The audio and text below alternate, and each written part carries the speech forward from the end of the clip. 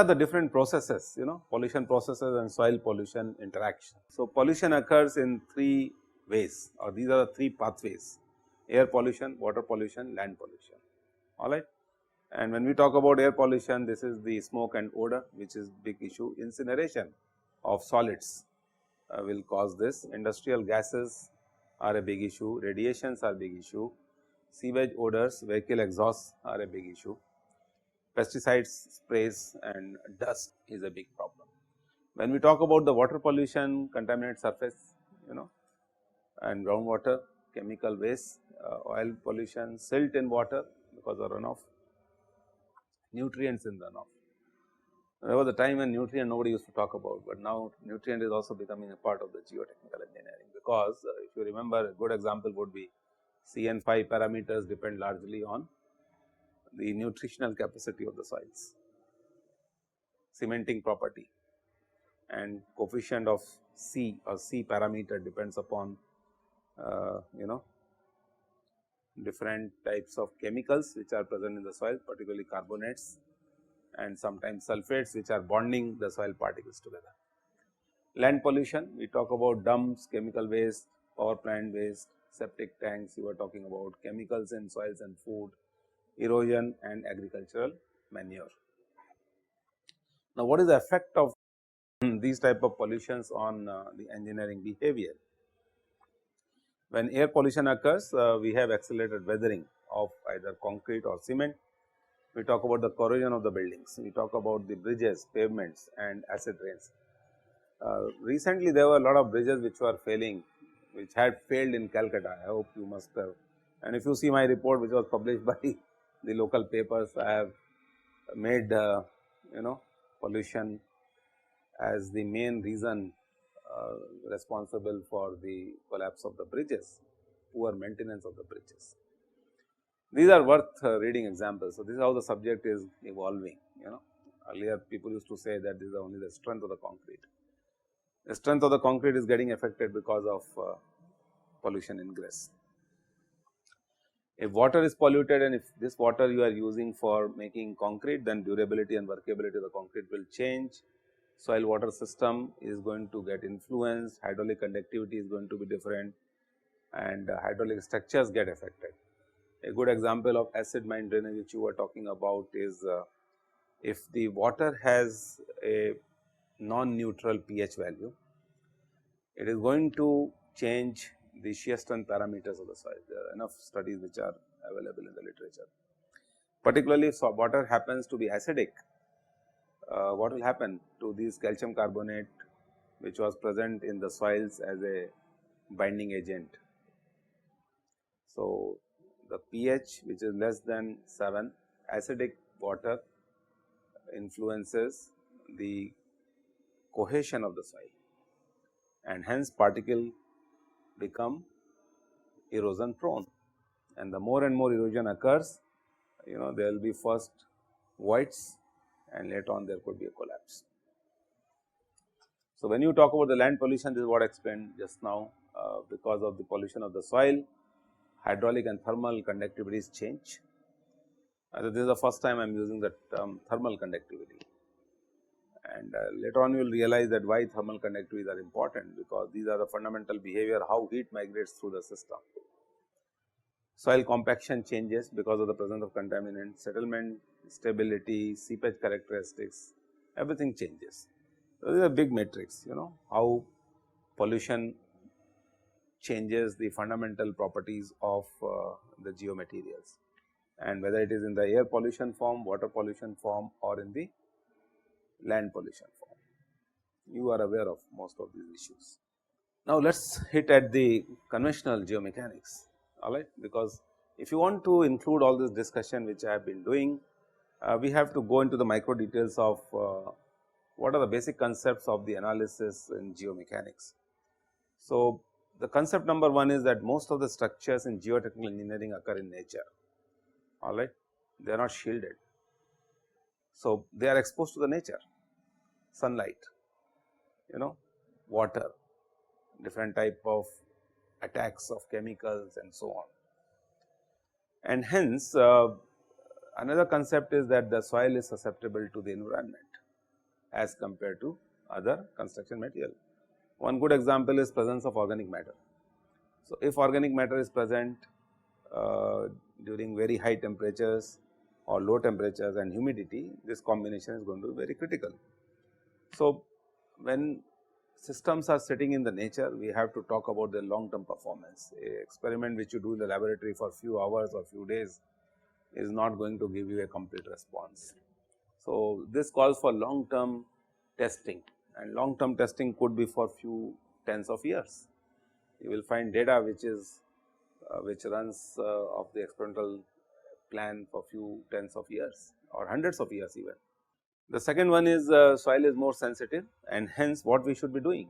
We should be talking about various factors which are influencing its fundamental behavior, like stress strain relationship, crushing characteristics. So, these factors have not been directly included. So, I will be very eager to understand, when soil comes in contact with elevated temperature, low temperatures, how their elastic modulus changes, Poisson's ratio changes, how their constitutive laws change, stress strain relationships change, and so on. What is the influence of the moisture? So, when soils get exposed to high temperature, the moisture is going to change, and severe temperatures would also create the dry state of the material. So, there is a loss of strength, starting from saturated to dry to totally partially dry state, whatever. So, it is very important to study what moisture ingress does to the system and what moisture exgress comes to the system. And of course, the basic agenda is to see how pollution interacts with the geomaterials and what ultimately happens to it. All right. So, these are the basic concepts which one has to understand of the analysis, and then let us talk about what are the flaws in the conventional geomechanics. And when I say flaws, why I am using the word flaws? Because the conventional geomechanics cannot take into account the issues which we have discussed until now. So, now the time has come to understand the limitations, and once you understand the limitations of the status of the subject, you try to go beyond this and you try to complement this with your knowledge or with your experience.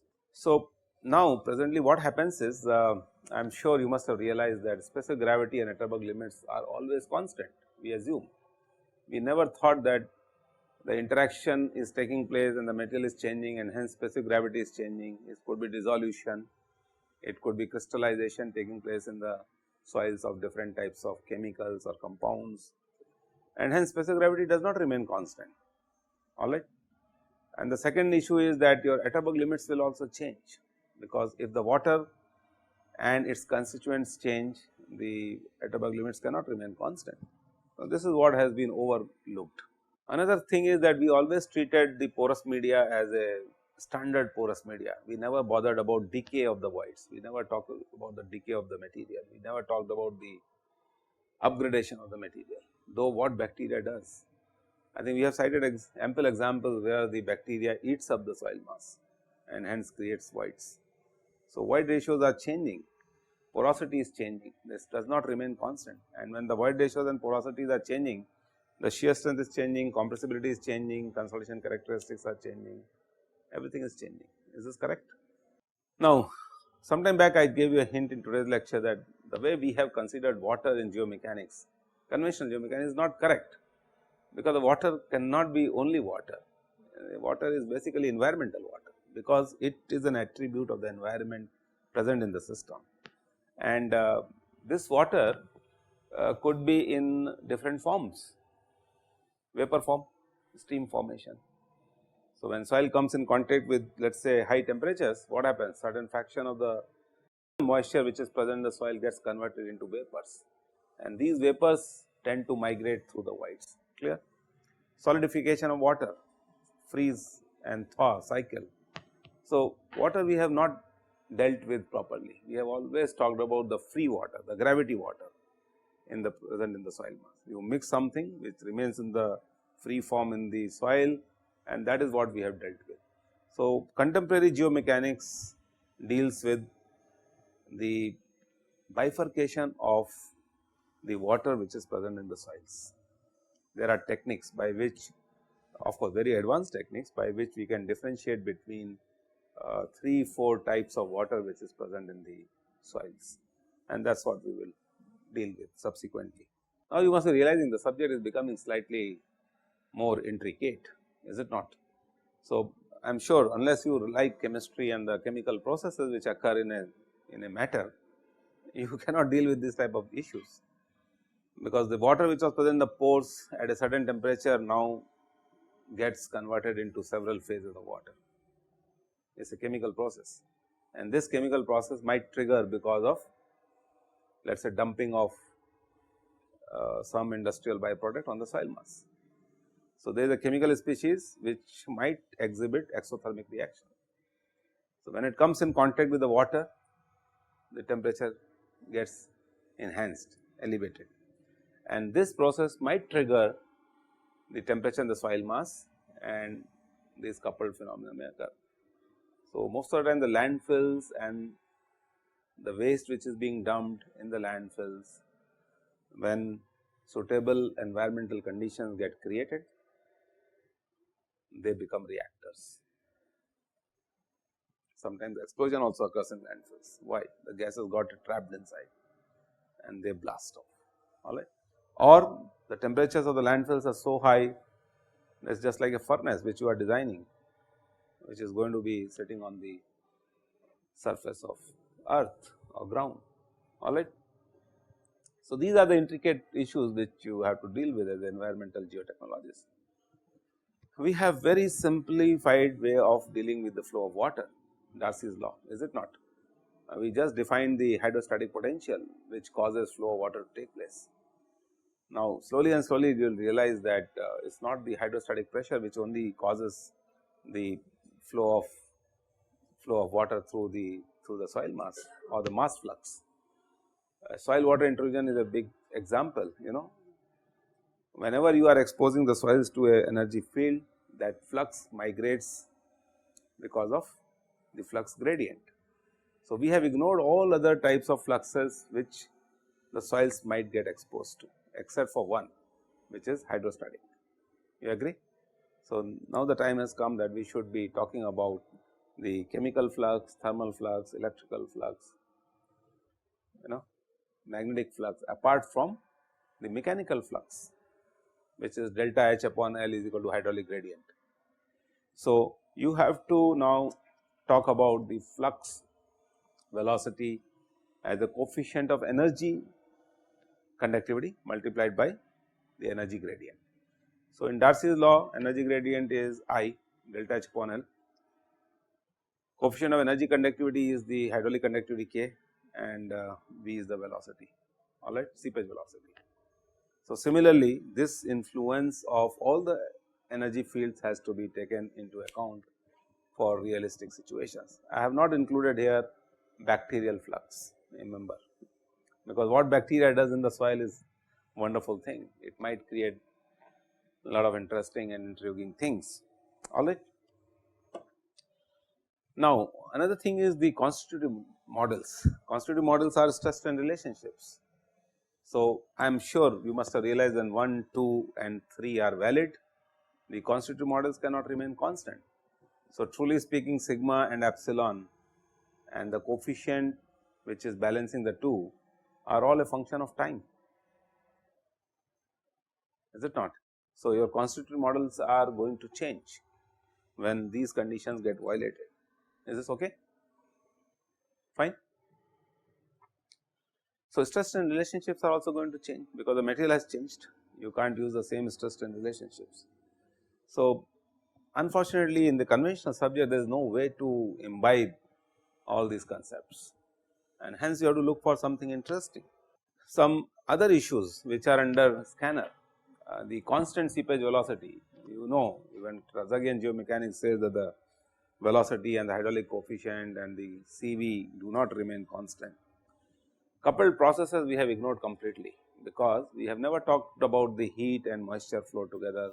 We have not talked about the fines migrating out of the soils. This is the mass flux, alright. So, I gave you ample examples that acidulated water or water at a lower pH is detrimental to the health of soil mass, be it embankment or whatever. So, the chances are that the coupled process may occur, the mass flux may take place or the energy flux may occur. Another good example would be, let us say, the soils which are what do you call them as dispersive soils. So, you must have come across double hydrometer tests which are done on dispersive soils to get their particle size distribution. Saturated versus unsaturated conditions, all right, in the soil mass. This is a big subject where we talk about unsaturated state of the soil mechanics. We have treated soils as inert, but soils are not inert. So, this is what has to be depicted with the help of cation exchange capacity of the soils. The mineralogy has to come in picture, how a certain mineral is going to behave with a certain cation or anion which is present in the soil mass. And of course, the biochemical degradation of the geomaterial which we have not talked about, which is very important for this case when we are dealing with the soils. And of course, everything which is time dependent. So, how this degradation and upgradation is going to occur as the time goes up. So, I am sure you must be realizing now the environmental geomechanics scope is quite tricky and very vast. Sky is the limit, whatever comes to your mind you can include it. The question is whatever soil classification you are following, whether it is acceptable or not. So, presently what we do is we are including these parameters for classification of the soils. We talk about grain size distribution for coarse grained materials, and we talk about the fine grained materials, the parameters like consistency limits, LLP, LPI mostly, and this is the guiding criteria for understanding the fundamental properties of soil. Gross injustice with the material like soils, which we have studied and understood by this time. So, the question is, what should be the scenario? How many parameters you have to include to understand this material in a comprehensive manner? And the answer comes from here. The physics of the material is passing through 200 micron C, clear, or 200 number C. Then if you want to quantify the physics of the material, then you have to talk about the specific surface area, and specific surface area, I hope you understand, is the total area divided by per unit weight of the material. And then comes the pore fluid characteristics, the pH particularly of the soil. So, chemistry part of the material. Then ion exchange capacity, cation exchange capacity, again this is the chemistry part of the material. So, physico-chemical processes, these are the physical processes, these are the chemical processes. How interaction occurs with the environment is the sorption capacity. Mind the spelling clearly, this is the sorption, and this sorption includes adsorption and adsorption. So, we will talk about these processes. So, one is a physical phenomena, absorption, adsorption is a chemical process, and so on. And then we have to talk about the electrical properties like conductivity and dielectric constant of the material, because conductivity itself is a function of dielectric constant, and dielectric constant is mineral dependent, and this is the question which you are talking about. So, truly speaking, when you talk about the dielectric constant of the material, the magnetic properties get inbuilt in the system, all right, and of course, thermal diffusivity, resistivity and heat capacity. So, if you include all these parameters, then only we are doing justice. Of course, you can always say that I have not taken into account the effect of radiations here, and I have not taken into account the effect of biological processes here. So, the more and more you add over here, the system becomes more and more comprehensive. So, I am sure that you will realize that this subject is going to grow for several years today, and hope this must have given you a fair idea about that why environmental geomechanics is a must in today's context. Sir, why have you taken that 200 micron size only? That is a physical property, just the grain size only and shape. Still, like why 200 micron? Practice. Yeah, 475 micron is equivalent to 200 sieve size. So, this is nothing but the what is written in the literature. So, 475 micron is equivalent to 200 sieve size.